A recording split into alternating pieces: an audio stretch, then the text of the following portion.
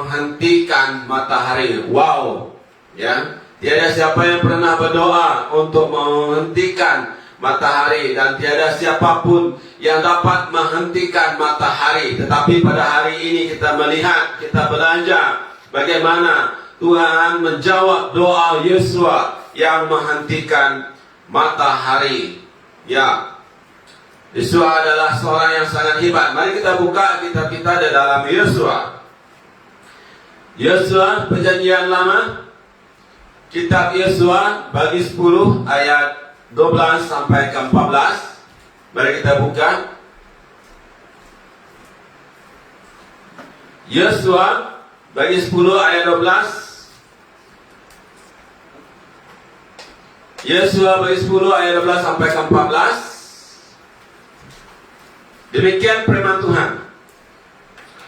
Lalu Yosua berbicara kepada Tuhan pada hari ketika Tuhan membebaskan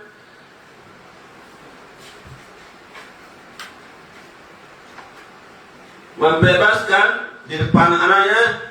Nah, sekejap ya.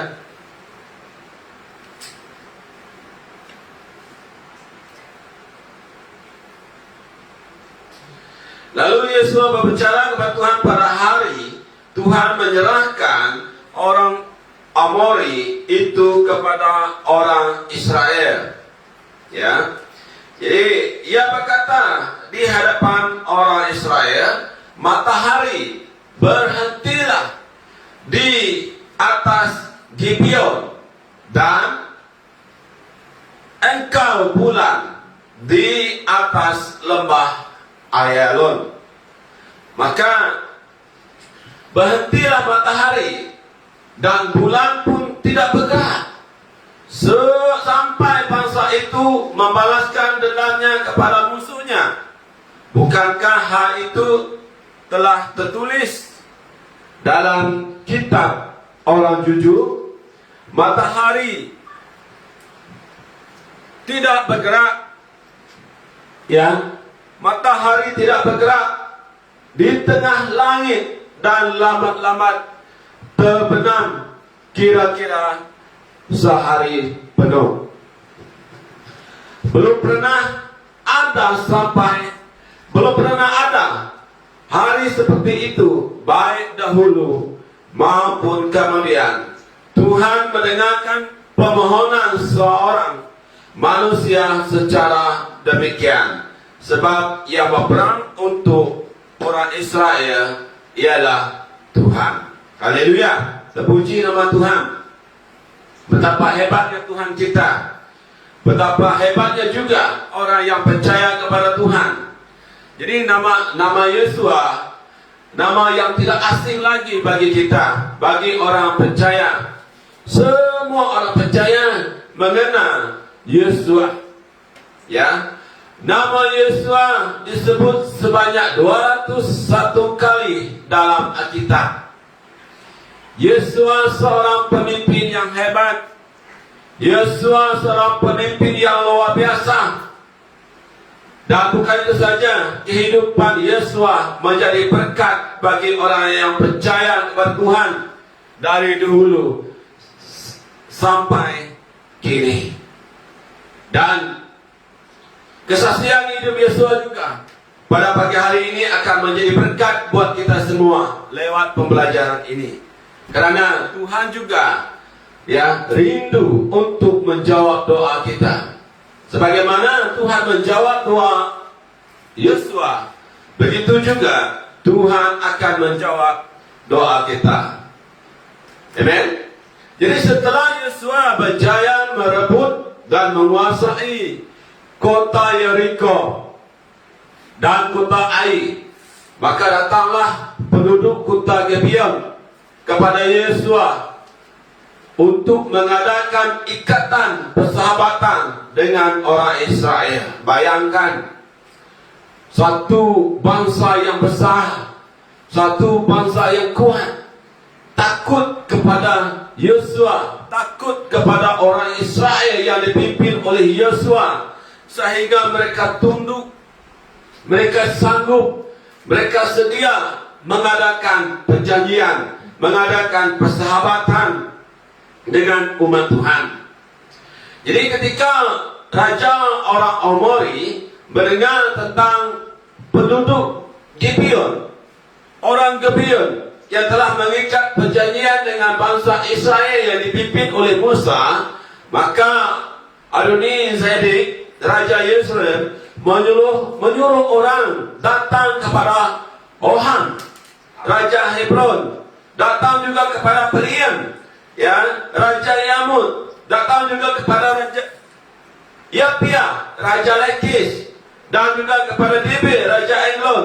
Dan dia berkata, datanglah kepadaku, bantulah aku, supaya kita bersama-sama menyerang Gibeon. Kerana mereka telah mengadakan ikatan persahabatan dengan orang Israel. Lalu kelima raja tersebut, kelima raja orang Amori bergabung. Mereka bergabung.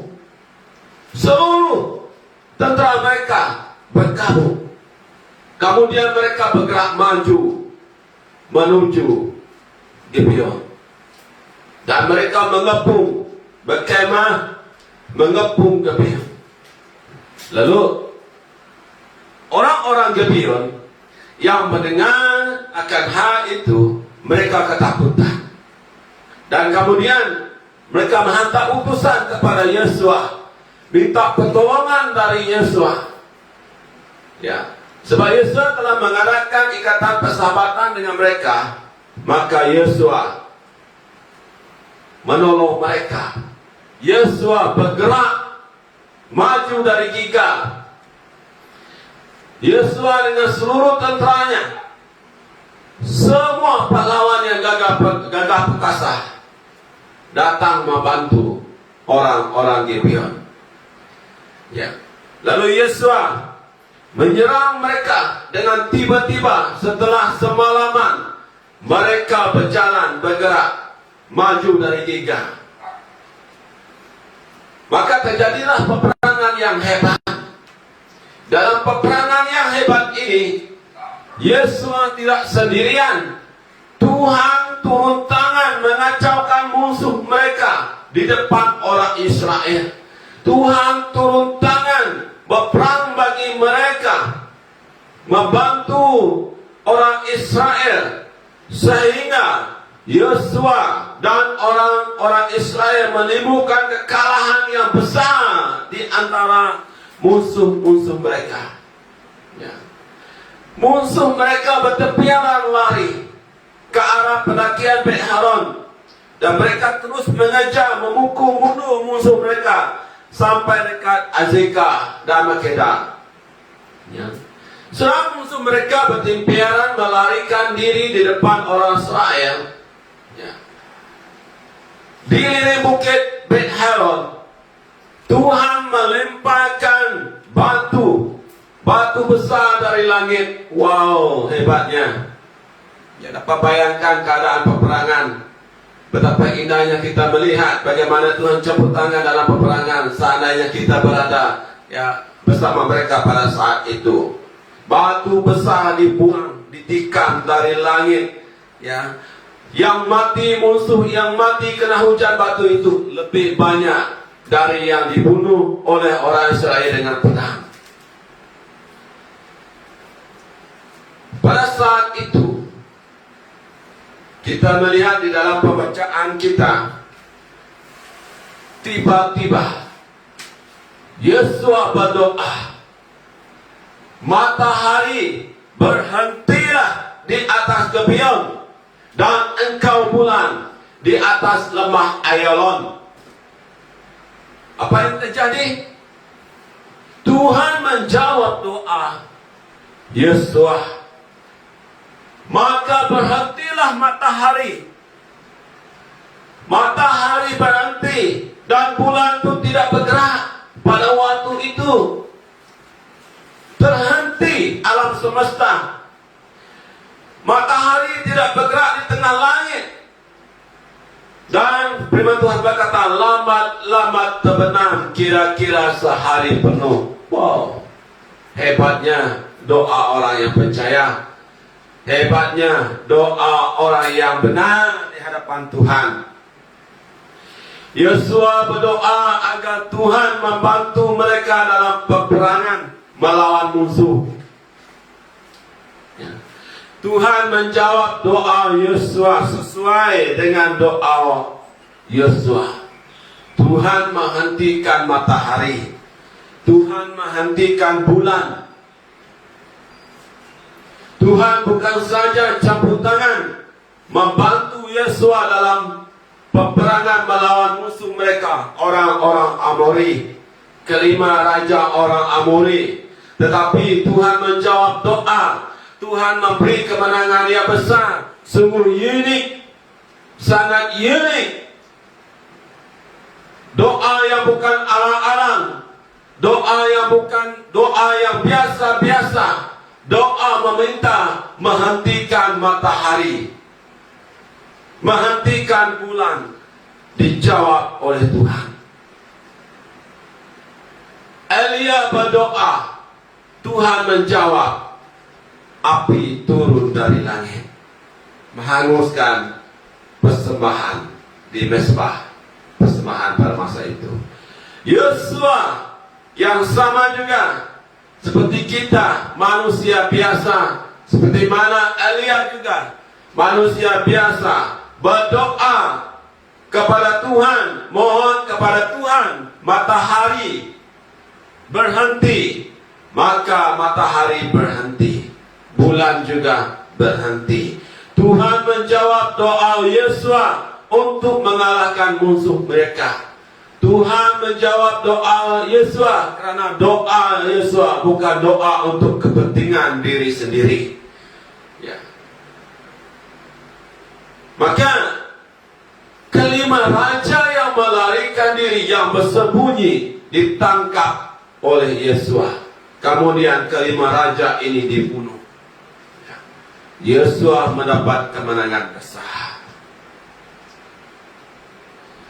Firman Tuhan menyatakan, Yosua 10 ayat 14, belum pernah ada hari seperti itu, baik dahulu maupun kemudian. Tuhan mendengarkan permohonan seorang manusia secara demikian. Sebab yang berperang untuk orang Israel ialah Tuhan. Jadi jemaat Tuhan yang dikasihi, mengapa doa Yosua dijawab? Mengapa doa kita sering tidak dijawab? Apakah rahasia Yosua sehingga Tuhan peduli, sehingga Tuhan waktu itu juga menjawab doa Yosua? Yosua juga sama seperti saya katakan tadi. Yosua juga sama seperti kita, manusia biasa. Tetapi doa Yosua dijawab. Apakah yang menyebabkan Yosua begitu istimewa di mata Tuhan, sehingga saat itu juga Tuhan menjawab doa Yosua? Marilah kita sama-sama pada pagi hari ini merendahkan diri di hadapan Tuhan untuk kita sama-sama belajar, sama-sama mengoreksi diri kita dengan firman Tuhan. Ya, janganlah kita bikin benteng di antara kita dengan Tuhan. Bukalah pikiran kita, bukalah hati kita seluas-luasnya, jangan tutup telinga kita. Mari kita fokus kepada firman Tuhan untuk kita belajar mengapa doa Yosua yang menghentikan matahari dijawab. Berdoa untuk menghentikan matahari dijawab. Sebab Tuhan juga mau melakukan perkara besar buat gereja Tuhan pada saat ini. Amen. Tuhan juga tidak pilih kasih di dalam menjawab doa kita, tetapi harus ada yang kita lakukan, bagian kita, agar doa kita dijawab oleh Tuhan. Saya percaya jemaat Tuhan, Mau seperti Yesua agar doanya dijawab. Yang pertama, ya, yang terjadi di dalam kehidupan Yesua, mengapa doanya dijawab adalah Yesua seorang yang punya rendah hati untuk dididik menjadi murid. Ya. Keluaran 24 ayat 13 bahwa lalu bangkitlah Musa dengan Yesua, abdinya. Abdi. Yesua bukan orang yang hebat, bukan orang yang punya kepintaran, bukan orang yang punya pelajaran tinggi, tidak. Yesua abdi. Maka naiklah Musa ke atas gunung Allah itu. Yesua bin Nun yang sejak dari muda menjadi abdi Musa. Bayangkan seorang abdi. Yesua adalah keturunan Efraim. Nama sebenarnya adalah Hosea, yang artinya keselamatan. Tetapi setelah bersama dengan Musa, Musa memanggilnya Yosua, yang artinya ya, ia akan menyelamatkan ataupun keselamatan dari Yahweh. Ya. Masa muda Yesua banyak dihabiskan bersama dengan Musa di padang gurun. Ya, dalam perjalanan mereka menuju ke tanah Kanaan, Yesua menjadi pelayan Musa selama 40 tahun. Pelayanan Yesua selama 40 tahun kepada Musa menjadi bagian proses bagi Yesua dibentuk menjadi seorang murid. 40 tahun bukanlah masa yang singkat. Bayangkan 40 tahun.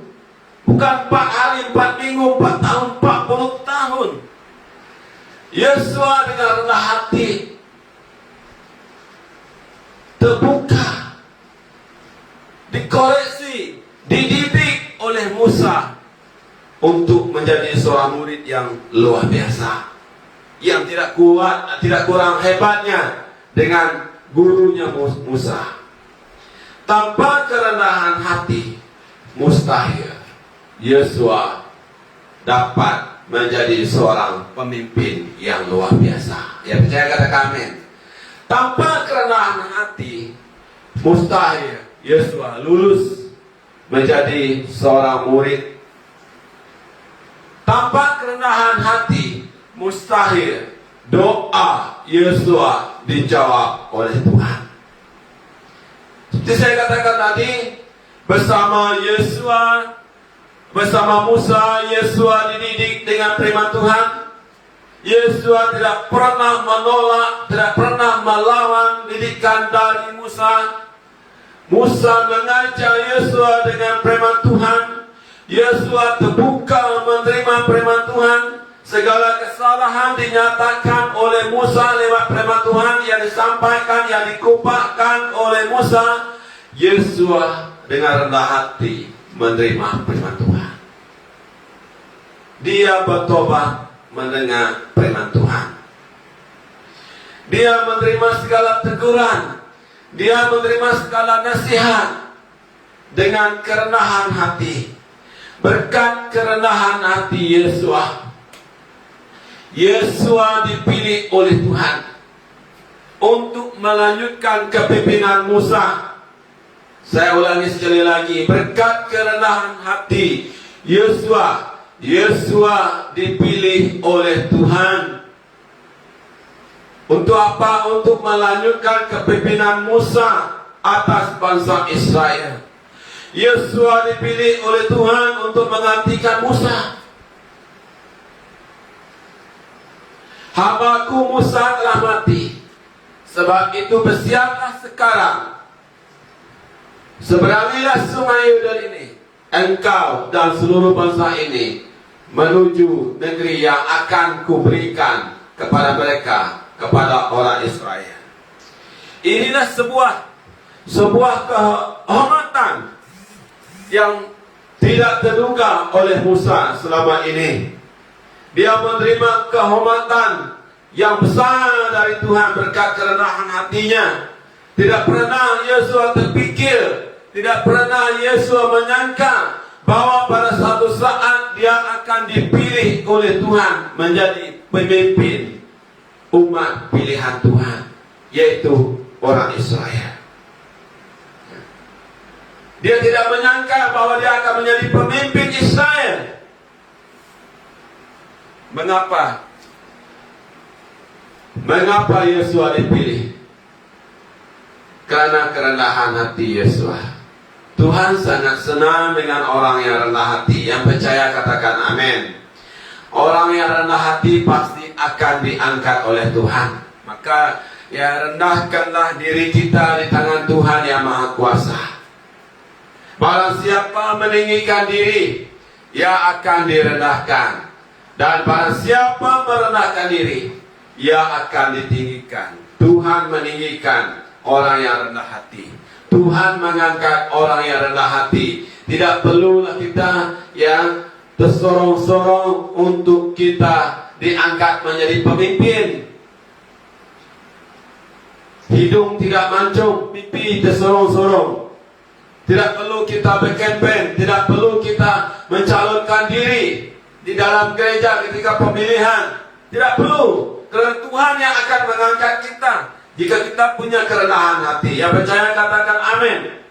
Kerendahan hati adalah salah satu dari nilai-nilai dasar kerohanian orang percaya. Kerendahan hati adalah jalan yang pasti membawa seseorang ke hidup yang benar. Setiap orang percaya pasti mengalami pembentukannya Tuhan, didikannya dari Tuhan. Untuk melewati masa didikan Tuhan melalui seseorang seperti Yesua, dididik, dibentuk oleh Musa, dipakai oleh Musa, Tuhan memakai Musa, ya.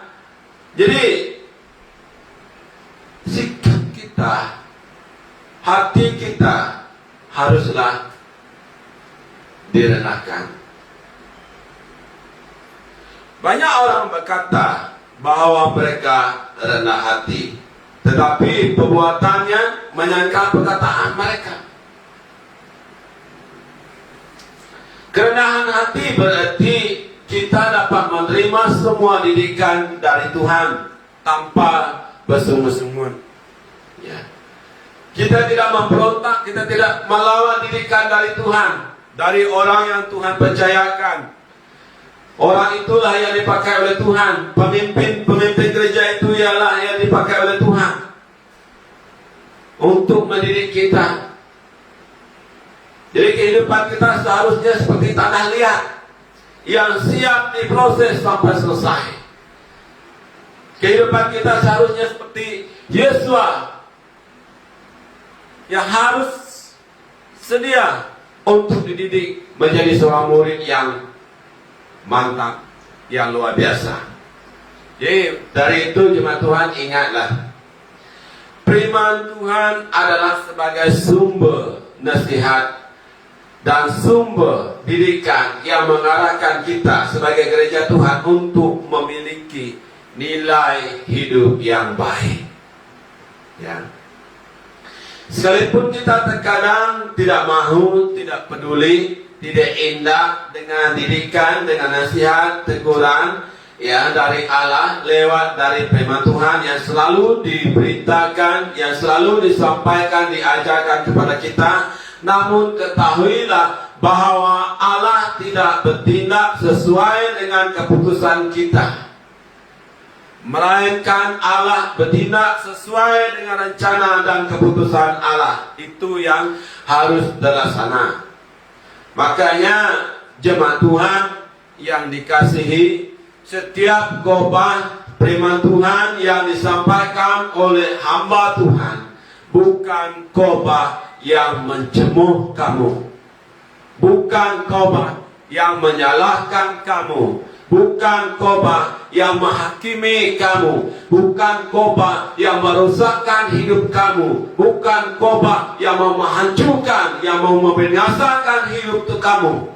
Tetapi firman Tuhan adalah dipakai oleh Tuhan untuk mendidik kamu sebagai gereja Tuhan yang ditebus, agar kamu hidup dalam kebenaran firman Tuhan. Yang percaya katakan amin. 2 Korintus 3 ayat 16, segala tulisan yang diilhamkan Allah memang bermanfaat untuk apa? Untuk mengajar kita. Betapa beruntungnya kita diajar oleh Tuhan, bukan manusia yang mengajar kita. Saya, jika tidak diamanahkan oleh Tuhan, mustahil saya berdiri di hadapan Anda pada saat ini mengajar Anda. Siapalah saya mengajar Anda? Dan juga untuk menyatakan kesalahan. Bukan senang bagi seseorang, kesenang bagi hamba Tuhan untuk menyatakan kesalahan gerejanya. Untuk apa? Untuk memperbaiki kelakuanmu. Kamu harus sedar bagaimana sikapmu, kelakuanmu. Kamu tidak sedar jika tidak firman Tuhan yang mengajar. Dan untuk mendidik kamu dalam kebenaran. Hidup di dalam kebenaran. Untuk ini. Untuk kamu hidup dalam kebenaran. Sebab itu Tuhan menegur kamu, mendidik kamu. Tuhan bukan mencemooh. Tuhan bukan menyalahkan kamu. Tapi memang nyata firman Tuhan bermanfaat untuk mengajar, menyatakan kesalahan yang ada terjadi. Terbukalah untuk diajar. Lepaskan, tinggalkan segala kejahatan, kesalahan yang telah kamu lakukan ketika firman Tuhan mengajar. Puji Tuhan, pada saat ini firman Tuhan menghakimi kamu. Tetapi seandainya nanti setelah kamu, nafas kamu berakhir, kamu dihakimi di tata kerajaan Allah, itu lebih menyakitkan kamu. Jadi jangan kamu sombong. Jangan kamu keraskan hati menyatakan bahwa khotbah yang disampaikan oleh setiap pastor mencemooh kamu, menyalahkan kamu, menghakimi kamu. Puji Tuhan, ini hidup ini adalah kesempatan. Bertobatlah. Jangan degil, jangan keraskan hati kamu tidak dapat menerima kebenaran Tuhan yang menyatakan kesalahan kamu, ya, untuk memperbaiki kelakuan kamu. Kelakuan yang tidak baik, kelakuan yang brengsek harus dihapuskan, dan untuk mendidik kamu di dalam kebenaran Tuhan. Puji Tuhan.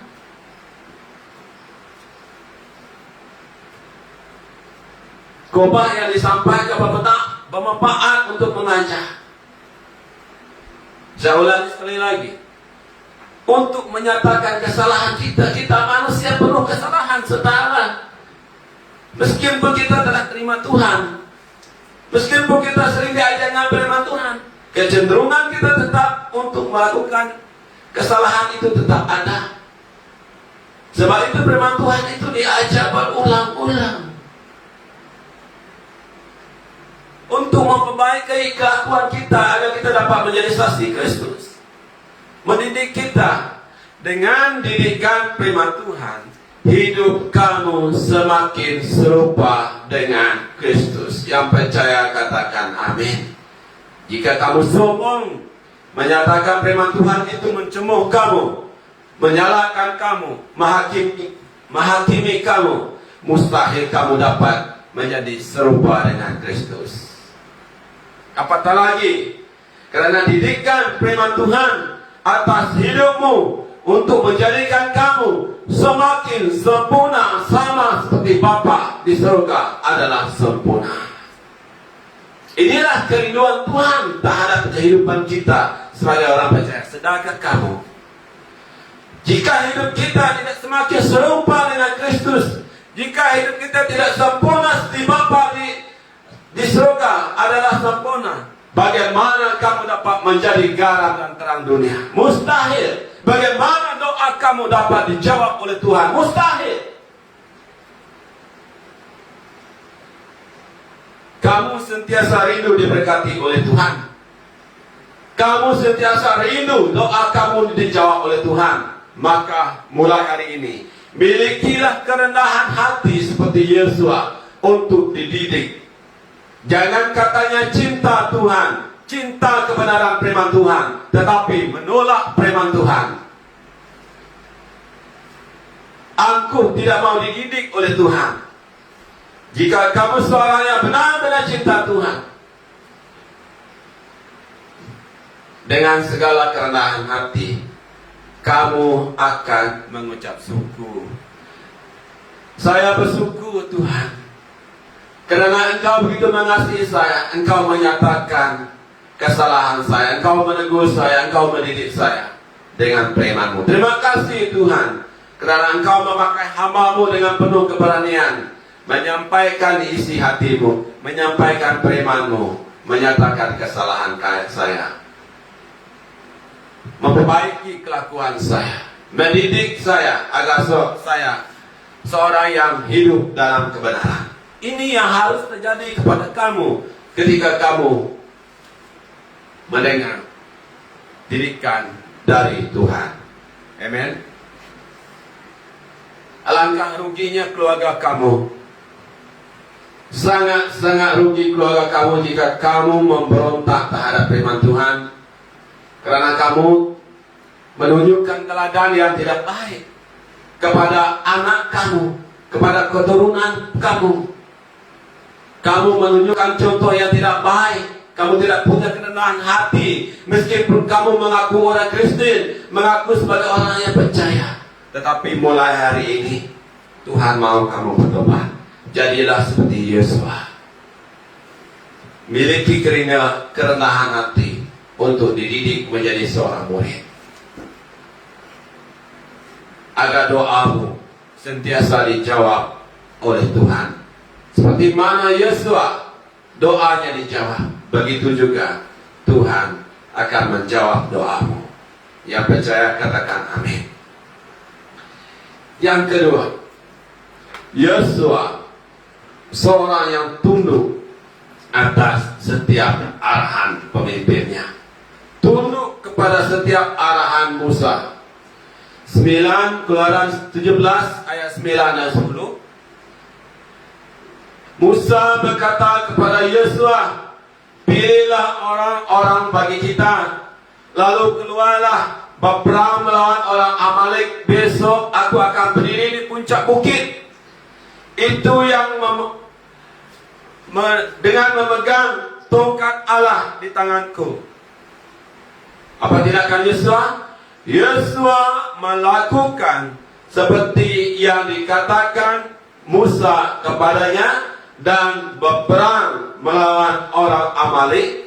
Tetapi Musa, Harun dan Hur naik ke bukit, naik ke bukit, ke puncak bukit berdoa semasa peperangan itu. Dalam peperangan melawan orang Amalek di Refidim, Musa menyuruh Yesua, memberi kepercayaan kepada Yesua untuk berperang di bawah, sementara Musa, Harun dan Hur di atas, di puncak. Musa di atas, Yesua di bawah. Firman Tuhan menyatakan dengan kerendahan hati Yesua tunduk atas arahan Musa. Tunduk. Mereka berperang.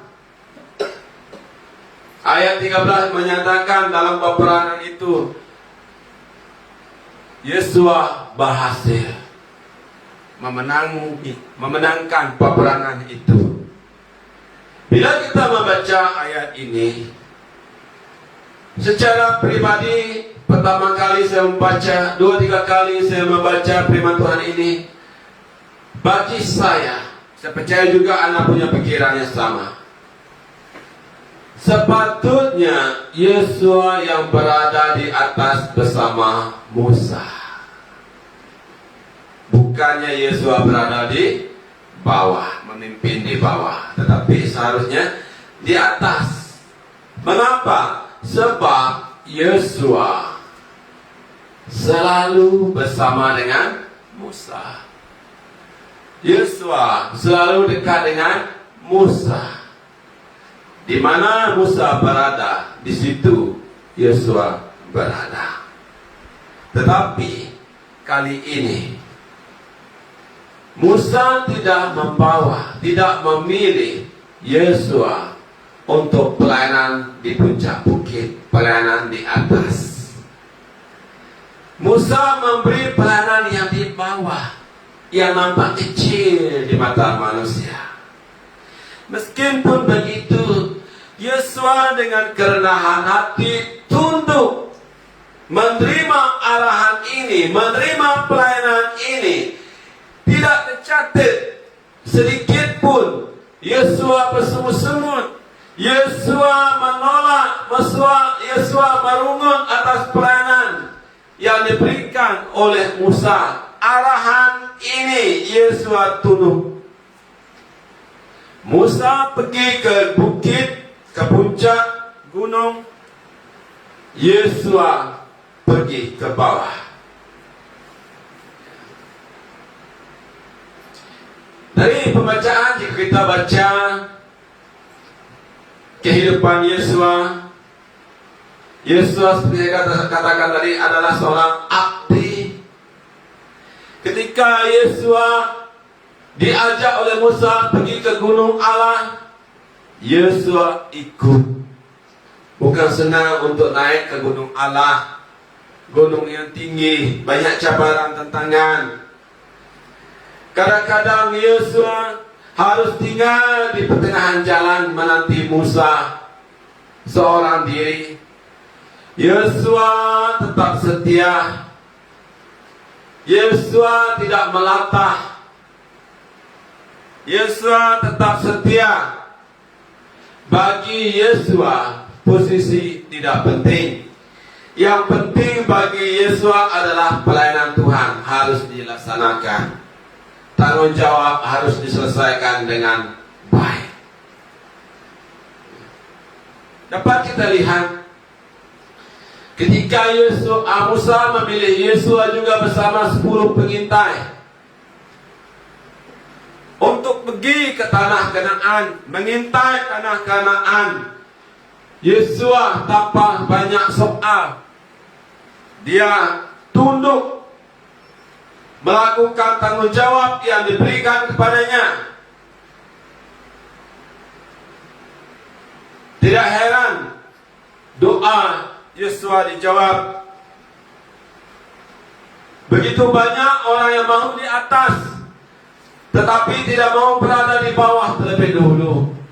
Begitu banyak orang yang melakukan peranan yang besar-besar, jawatan yang besar-besar, tetapi begitu banyak orang yang tidak mau menerima pelayanan yang kecil-kecil terlebih dahulu. Yosua tidak begitu. Bagi Yosua, tunduk kepada arahan pemimpin berarti tunduk kepada arahan Allah. Ya, sebab itu, apa saja pelayanan arahan yang diberikan kepada Yosua, Yosua dengan lapang dada melakukannya. Dengan penuh penundukan diri, Yosua melakukannya sampai tuntas. Makanya bila kita perhatikan, ketika Allah memberi arahan kepada Yosua, setelah mereka masuk ke tanah Kanaan, jangan kamu terus menyerang kota Yeriko.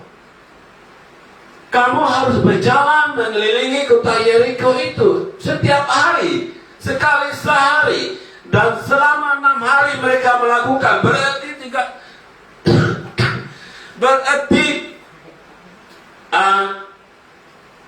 6 kali juga mereka mengelilingi kota Yeriko. Ini bukan sesuatu yang mudah. Tetapi kita lihat penundukan diri Yosua. Yosua memimpin umat Israel mengelilingi kota Yeriko setiap hari. 6 6 kali 6 hari. Wow, luar biasa.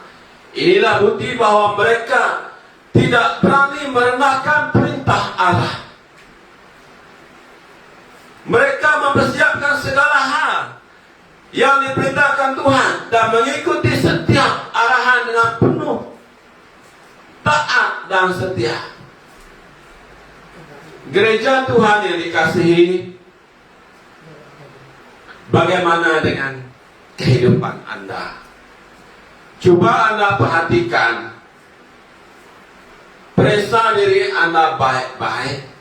Apakah selama ini sebagai gereja Tuhan yang telah ditebus, apakah Anda sentiasa tunduk dengan kerendahan hati menerima setiap arahan yang diberi oleh pemimpin gereja? Apakah Anda dengan lapang dada menerima setiap arahan dan melakukannya dengan sebaik-baiknya? Jika Anda hidup takut akan Tuhan sesuai dengan firman Tuhan yang kita telah pelajari pada minggu lepas, pasti Anda dengan kerendahan hati tunduk menerima setiap arahan yang diberikan kepada Anda tanpa bersungut-sungut, tanpa banyak soal, tanpa melatah. Adalah sangat menyedihkan bila kita menerima arahan dari pusat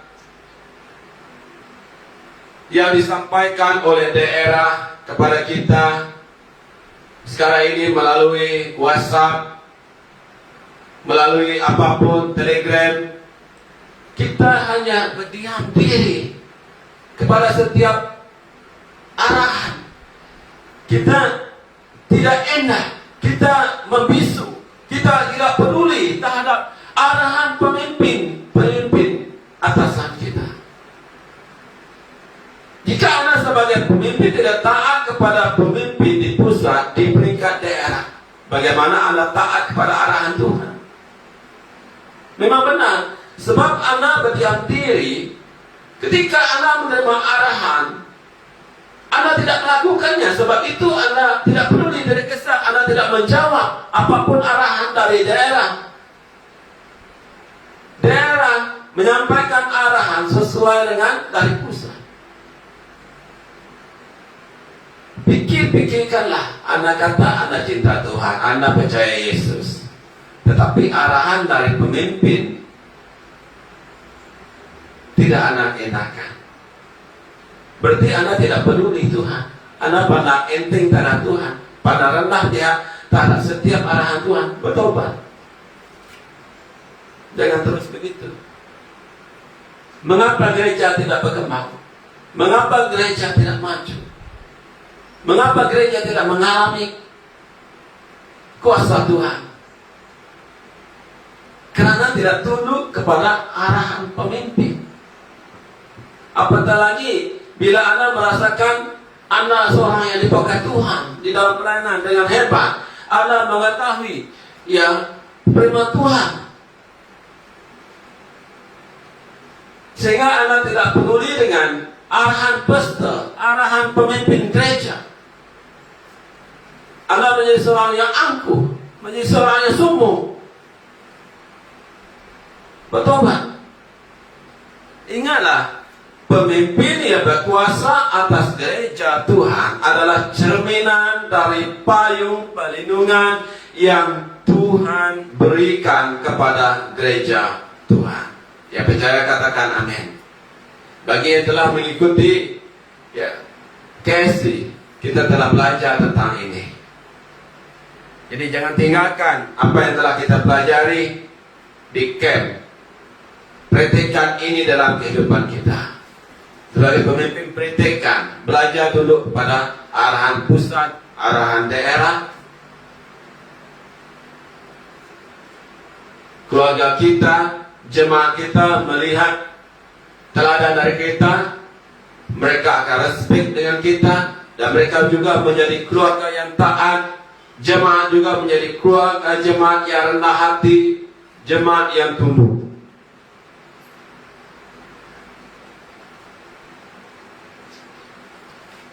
Gereja Tuhan harus belajar tunduk dalam kedaulatan Tuhan. Karena Tuhan telah menetapkan seorang pemimpin untuk memimpin gerejanya. Dan posisi ini harus dipertanggungjawabkan oleh pemimpin tersebut di hadapan Tuhan. Jadi jika sikap kita terhadap pemimpin baik, maka kita meresponi arahan Tuhan juga dengan baik.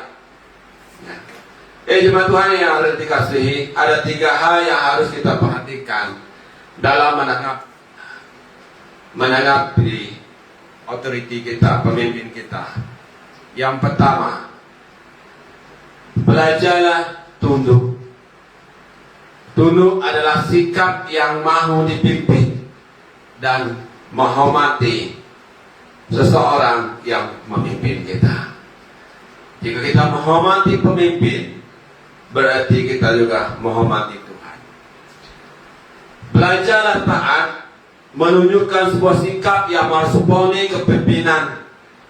Ketika seorang pemimpin memberi arahan, kita secara positif memberi respon yang baik. Kita akan berkata, ya, siap, aku siap melakukan setiap arahan yang diperintahkan. Sebagaimana Anda di tempat kerja Anda siap melakukan apapun arahan, begitu juga di dalam sebagai gereja Tuhan, Anda harus siap melakukan apapun arahan yang diperintahkan kepada Anda.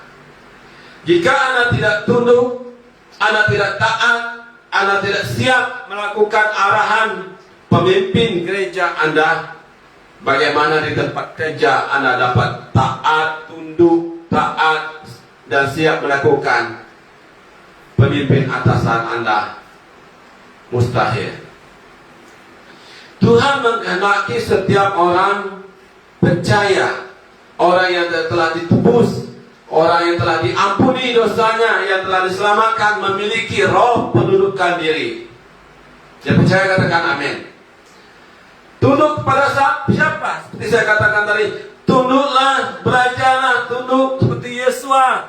Tunduk seperti Yesua. Miliki kerendahan hati seperti Yesua. Tunduk kepada pemimpin rohani. Tidak sedikit orang Kristen yang tidak tunduk kepada pemimpin rohani. Malah mereka dengan berani mengkritik, berani gosip, berani membicarakan kelemahan dan kekurangan pemimpin tanpa mau menyokong, tanpa mau taat, tunduk kepada arahan, malah meremehkan setiap arahan yang diberi. Saya percaya kita sedia maklum di dalam kitab Bilangan 12 ayat 1 sampai ke 16. Dikisahkan bagaimana Maryam dan Harun memberontak terhadap Musa. Secara garis keluarga, Maryam dan Harun adalah kakak Musa. Ya. Tetapi di hadapan Tuhan, urutan otoriti Musa sebagai pemimpin lebih tinggi dari Harun dan Maryam. Jadi Musa adalah pemegang otoriti tertinggi, meskipun dia sebagai adik. Ya, sedihnya Maryam tidak tunduk kepada Musa, termasuk juga Harun. Jadi akibat dari perbuatan mereka yang tidak tunduk kepada otoriti pemimpin mereka, Maryam kena sakit kusta putih seperti salju. Jangan hal ini terjadi kepada gereja Tuhan. Begitu banyak hal ini telah terjadi kepada gereja Tuhan. Saya melihat akibatnya sangat mengerikan. Bertobat jika kita pernah seperti itu. belajarlah tunduk. Tanda bahwa di dalam diri seseorang hidup dipimpin oleh Roh Kudus adalah adanya roh penundukan diri anak-anak Tuhan. Anak-anak tunduk kepada orang tua, istri tunduk kepada suami, gereja Tuhan tunduk kepada pemimpin rohani, pemimpin rohani tunduk kepada gembala, dan begitulah seterusnya. Gembala tunduk kepada pemimpin daerah tunduk kepada pimpinan pusat. Sikap negatif terhadap pemimpin merupakan tabiat lama yang harus dilepaskan dan ditinggalkan. Mengapa? Karena setelah kita menerima Yesus menjadi Tuhan dan Juru Selamat, dosa kita diampun, kita dilahirkan kembali. Roh Kudus yang ada di dalam diri kita yang memimpin kita, ini yang membaharui kita setiap hari. Tabiat lama adalah tabiat berdosa yang menentang otoriti Tuhan. Tabiat yang jahat, tabiat yang brengsek, harus ditinggalkan, dilepaskan.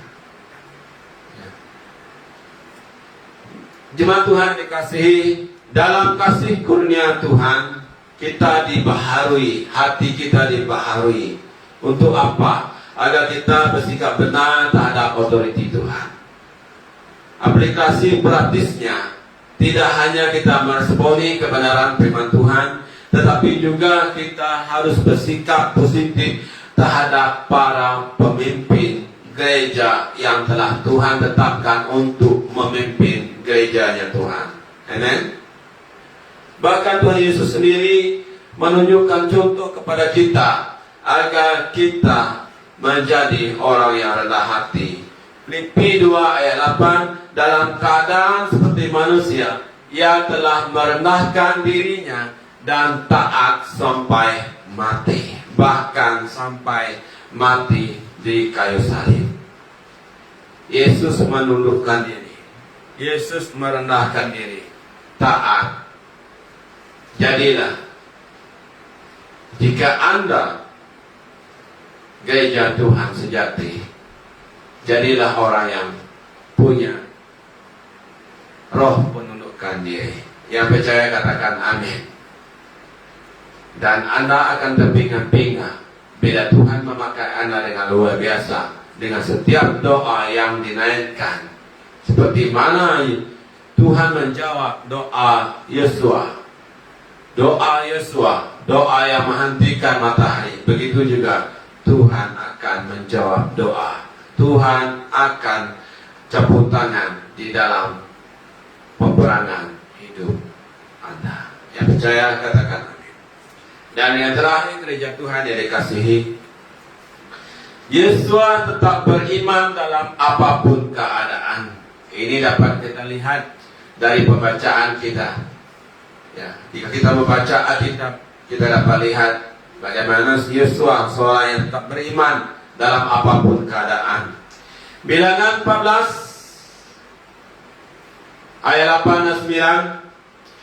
Jika Tuhan berkenan kepada kita, maka Ia akan membawa kita masuk ke negeri itu dan akan memberikannya kepada kita, suatu negeri yang berlimpah-limpah susu dan madunya. Wow. Ayat 9. Hanya janganlah memberontak kepada Tuhan dan janganlah takut kepada bangsa negeri itu. Janganlah takut kepada bangsa negeri itu. Mengapa? Dengan baik-baik. Kata-kata iman. Kata-kata ini menunjukkan iman Yesua. Sebab mereka akan kita telan habis. Mereka akan kita telan habis. Inilah kata-kata iman. Inilah tandanya orang yang benar-benar beriman. Yang melindungi mereka sudah meninggalkan mereka, sedang Tuhan, ini kata iman Yesua, Tuhan menyertai kita Tuhan menyertai gerejanya. Jadi apa yang harus kita lakukan? Janganlah takut kepada mereka.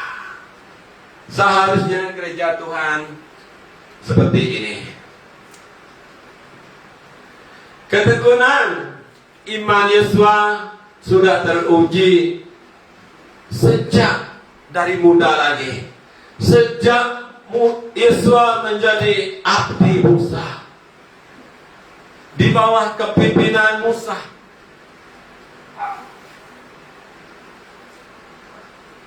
Yesua telah memiliki iman yang teguh, iman yang kukuh.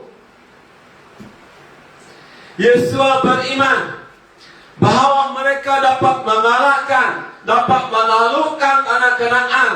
Yesua beriman bahwa mereka dapat menelan habis musuh mereka. Meskipun orang lain tidak beriman, tidak percaya, putus asa, sudah menyerah kalah, tawa hati, Yesua tetap beriman bahwa mereka dapat mengalahkan musuh mereka yang berada di tanah Kanaan. Meskipun musuh mereka tinggi besar seperti gergasi, Yesua punya iman bahwa dia dapat mengalahkan mereka. Yesua beriman mereka dapat menyeberangi sungai Yordan yang pasang, yang juga sangat deras airnya.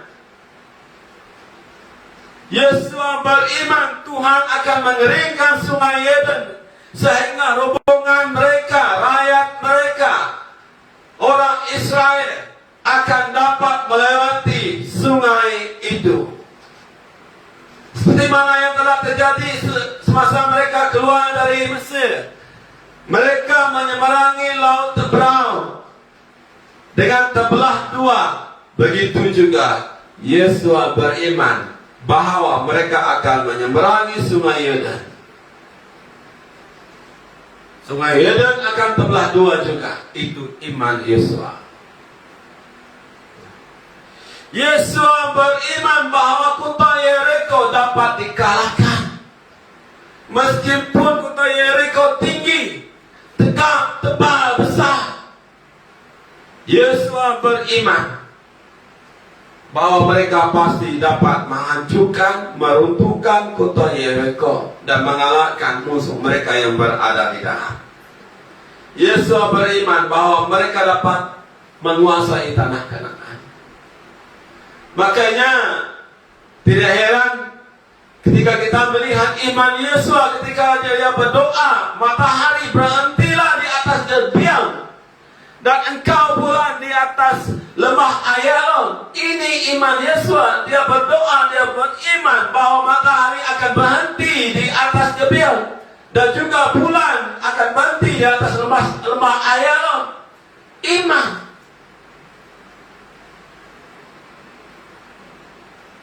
Doa orang yang beriman tanpa ragu-ragu pasti akan dijawab Tuhan. Yang percaya katakan amin. Doa orang benar pasti dijawab Tuhan. Doa orang benar besar kuasanya. Ini buktinya. Jadi mengapa Anda ragu ketika berdoa? Mengapa Anda tidak percaya kepada Tuhan ketika berdoa?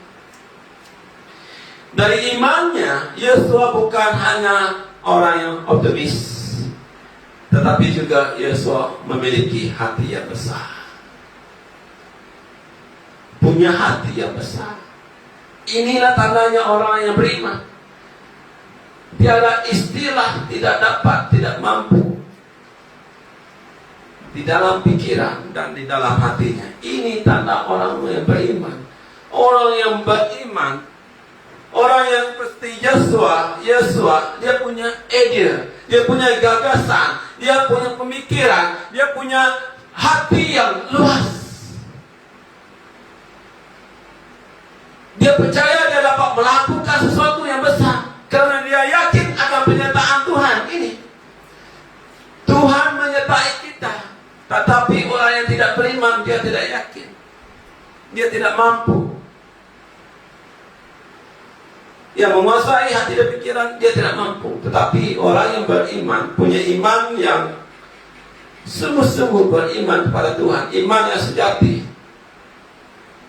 dia seperti Yesus. Dia percaya dia dapat melakukan apa saja. Dia percaya apa yang dia minta, dia doa kepada Tuhan, pasti dijawab. Buktinya Yesus tidak minta agar musuh mereka kalah atau memohon berdoa kepada Tuhan agar Tuhan memberi kekuatan fisik bagi pasukannya. Tetapi Yesus minta matahari berhenti. Sesuai dengan doa permintaan Yesus, matahari berhenti dan musuh dikalahkan. Mereka memperoleh kemenangan yang besar. Coba kita lihat, kita perhatikan kembali. Karena iman Yesus, kita dapat melihat kemenangan demi kemenangan, pekerjaan-pekerjaan yang besar yang Yesus lakukan. Kota Yeriko diruntuhkan secara ajaib. Iman. Bangsa Ai juga dibinasakan karena iman. Kemudian Yesus memenangkan setiap pertempuran. Pertempuran di daerah selatan, pertempuran persekutuan di Yerusalem dikalahkan, kota-kota ditaklukkan. Setelah itu Yesus menguasai seluruh daerah utara. Akhirnya tanah Kanaan menjadi milik Yesus. Di mana bangsa yang besar itu, ya gagah perkasa, ya seperti generasi, tidak ada, semuanya dikalahkan oleh Yesus. Tunduk di bawah kaki Yesus. Semua tempat yang diinjak oleh telapak kaki Yesus diberikan Tuhan kepada Yesus karena iman. Yang percaya katakan amin. Iman yang seperti inilah yang harus gereja Tuhan miliki. Bukannya katanya beriman, tetapi tidak percaya kepada Tuhan. Pikir-pikirkanlah.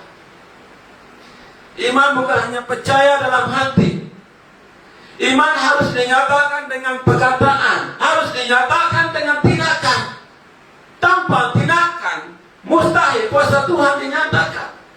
Mustahil mujizat terjadi. Gereja Tuhan hanya mengharapkan mujizat, mengharapkan kuasa Tuhan bekerja, tetapi tidak beriman kepada Tuhan. Bila orang lain, gereja lain dipakai oleh Tuhan dengan luar biasa, menyatakan kuasa Tuhan dan mujizat terjadi, kamu hanya, gereja Tuhan hanya terpinga-pinga berdiri melihat. Ya kira di post orang di media sosial, kamu hanya amin, puji Tuhan, haleluya. Hanya itu saja yang mampu dilakukan, tetapi tidak mengalami kuasa Tuhan. Kenapa? Sebab tidak beriman. Mengapa gereja Tuhan tidak melakukan pekerjaan besar? Hidup segan, mati tidak mau, karena tidak beriman. Bertobat gereja Tuhan. Yesus menyatakan imannya dengan perkataan, dengan perbuatan, melalui doanya. Gereja Tuhan harus menyatakan iman dengan perkataan, dengan perbuatan, melalui doa. Gereja Tuhan dapat melakukan hal-hal yang besar. Dia sebagai pemimpin gereja Tuhan, milikilah iman Yesus. Tuhan rindu memakai Anda seperti mana Tuhan memakai Yesus. Tuhan sangat rindu untuk mencurahkan kuasanya di dalam kehidupan Anda, di dalam kehidupan gereja Tuhan. Tetaplah beriman dalam apapun keadaan. Mintalah perkara-perkara besar bagi gereja Tuhan. Tuhan senang menjawab doa anak-anaknya. Tuhan senang melakukan perkara-perkara besar jika gereja Tuhan memiliki iman seperti Yesus. Sadarlah bahwa Tuhan yang kita sembah adalah Tuhan yang maha besar. Tuhan yang kita sembah sanggup melakukan perkara-perkara yang besar.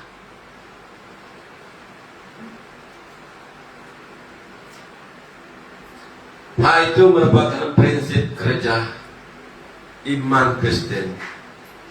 Matius bagi 11 ayat 23. Yesus berkata, Aku berkata kepadamu, kepada gereja Tuhan, sesungguhnya barang siapa berkata kepada gunung ini, beranjaklah dan tercampaklah ke dalam laut, asal tidak bimbang hatinya, tetap percaya bahwa apa yang dikatakannya itu akan terjadi, maka hal itu akan terjadi. Ingat baik-baik kata Yesus ini, karena itu aku berkata kepadamu, apa saja yang kamu minta dan doakan, percayalah bahwa kamu telah menerimanya, maka hal itu akan diberikan kepada kamu. Yang percaya katakan amin. Seperti yang Pastor Paul kongsikan firman Tuhan pada doa daerah hari Jumat lepas,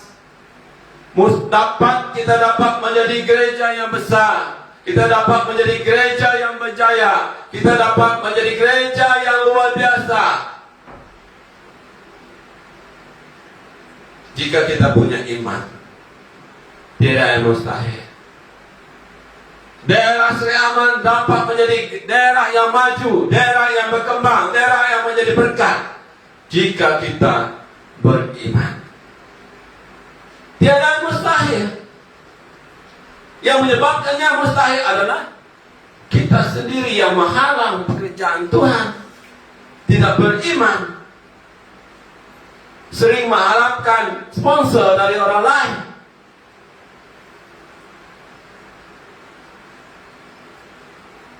Belajarlah jemaat Tuhan.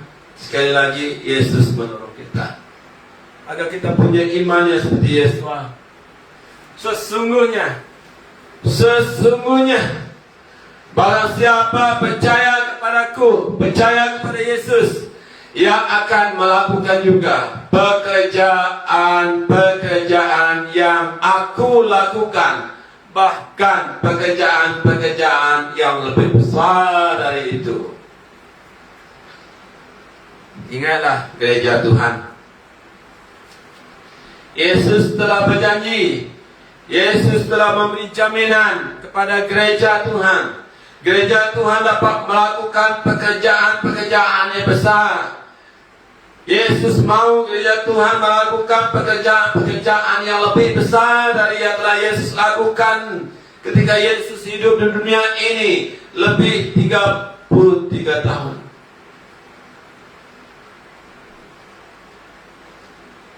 Tuhan sangat rindu memakai gereja Tuhan. Berimanlah, berdoalah dengan penuh iman seperti Yesus. Percayalah, tangan Tuhan menyertai kita seperti mana Yesus disertai oleh Tuhan. Begitu juga gereja Tuhan akan disertai oleh Tuhan. Tuhan berperang membantu menolong Yesus di dalam peperangan, sehingga Yesus mendapat kemenangan yang luar biasa. Tanah Kanaan dapat ditaklukkan. Begitu juga di akhir zaman ini gereja Tuhan akan memenangkan setiap peperangan. Setiap tempat akan dimenangkan, akan dikuasai, akan ditakluki oleh gereja Tuhan. Yang percaya katakan amin. Jemaat Tuhan, untuk menutupi khotbah firman Tuhan pada pagi hari ini, semua kita memiliki, setiap keluarga memiliki telepon yang baik, yang canggih, smartphone yang luar biasa. Ya. Tetapi smartphone secanggih apapun tidak akan dapat dipakai dengan baik jika tidak terkonek, ya, jika tidak berhubung dengan, saya bermain dengan anak-anak saya Prio, ya, dengan Prio ini. Meskipun ada menara, Ya, meskipun ada menara, jika tidak ada periuk, telepon kita ini tidak dapat berfungsi. Dia tidak akan, ya, telepon kita tidak akan dapat berhubung dengan satelit. Jika tidak dapat, ya, berhubung dengan satelit, secanggih apapun telepon kita tiada artinya, tidak akan dapat dipakai. Tetapi jika berhubung telepon kita, ya, berhubung melalui, ya, menara ini, melalui periuk ini ke satelit, apa saja yang kita mahu, yang kita cari pasti dapat. Di kampung, di pedalaman, ya, sekarang orang banyak pakai Connect Me. Melalui ini, Connect Me ini, mereka dapat berhubung. Apa yang mereka perlukan di telepon, ya, sebab ada Connect Me, mereka dapat melakukannya. Gereja Tuhan yang dikasihi, sehebat apapun kamu, sepintar apapun kamu, sebijak apapun kamu, ya, tinggi bagaimanapun pelajaran kamu, besar bagaimanapun pangkat dan kuasamu, tidak ada arti jika tidak connect dengan Tuhan. Pada pagi hari ini kita telah belajar tentang doa. Doa bukan doa yang biasa-biasa, tetapi adalah doa yang luar biasa. Doa yang luar biasa, doa yang meminta kepada Tuhan agar matahari berhenti. Ya. Tuhan menjawab doa. Begitu juga kita tidak dapat doanya dijawab jika kita tidak punya kerendahan hati. Karena orang yang tinggi hati tidak dapat connect dengan Tuhan. Anda tidak dapat connect dengan Tuhan. Tidak dapat terhubung dengan strike di kerajaan surga jika Anda tidak menundukkan diri. Apatah lagi jika Anda hanya mengaku sebagai orang yang percaya, tetapi tidak beriman dalam keadaan yang sukar. Ketika keadaan sulit, Anda tidak beriman.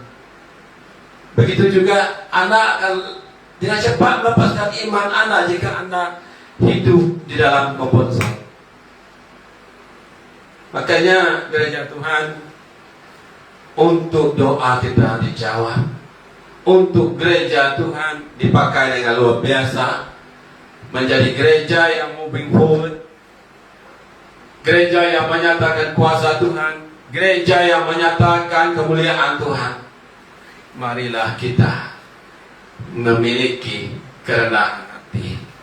Belajarlah tunduk kepada pemimpin, hormati pemimpin. Tetaplah beriman dalam apapun keadaan. Doa kita pasti akan dijawab. Sebagaimana Yesua doanya dijawab, begitu juga doa kita dijawab. Mari kita berdoa. Bapa di surga, kami mengucap syukur atas firman-Mu. Terima kasih atas teguran yang keras bagi kami pada pagi hari ini, tetapi teguran yang keras daripada-Mu mendidik kami Tuhan agar kami hidup di dalam kebenaran-Mu. Ajarlah kami memiliki kerendahan hati, tunduk, menjadi seorang yang tunduk kepada pemimpin, tunduk melakukan setiap arahan yang diberikan kepada kami. Ajarlah kami tetap beriman Bapa. Kami percaya Tuhan, mujizat akan terjadi, kuasa-Mu akan dinyatakan, doa kami akan dijawab. Tiada lagi halangan Tuhan bagi kami, karena kami memiliki kerendahan hati, memiliki roh penundukan diri, dan punya iman yang hebat. Terima kasih karena Engkau telah memakai hamba-Mu ini menyampaikan message-Mu, menyampaikan isi hati-Mu, mengajar jemaat yang Engkau kasihi. Berkati setiap jemaat-Mu dimanapun berada. Berkati PMPU yang baru telah selamat operate, patunya Engkau jamah, Kau sembuhkan Jepri, Cikgu Willy, dan jemaat yang lain juga yang mengalami kelemahan tubuh saat ini juga kami percaya seperti mana Yosua berdoa percaya doa dijawab, mereka akan mendapat kesembuhan. Berkati gerejamu Tuhan, berkati setiap cikgu-cikgu yang mengajar mereka. Tuhan Yesus menjalankan tugas dengan baik atas pimpinanmu, meskipun berat, meskipun cabarannya sungguh luar biasa, tetapi mereka akan dipakai olehmu dengan luar biasa seperti Yesus, seperti Daniel juga Tuhan. Berkati jemaatmu, keluargamu, Tuhan kau berkati mereka agar keluarga jemaatmu Tuhan, gerejamu Tuhan diberkati seperti pasir di tepi laut dan juga seperti bintang-bintang di langit. Terpuji namamu, mulia namamu, dalam nama Yesus kami berdoa dan mengucap syukur. Amen. Haleluya. Terima kasih jemaat Tuhan, Tuhan memberkati.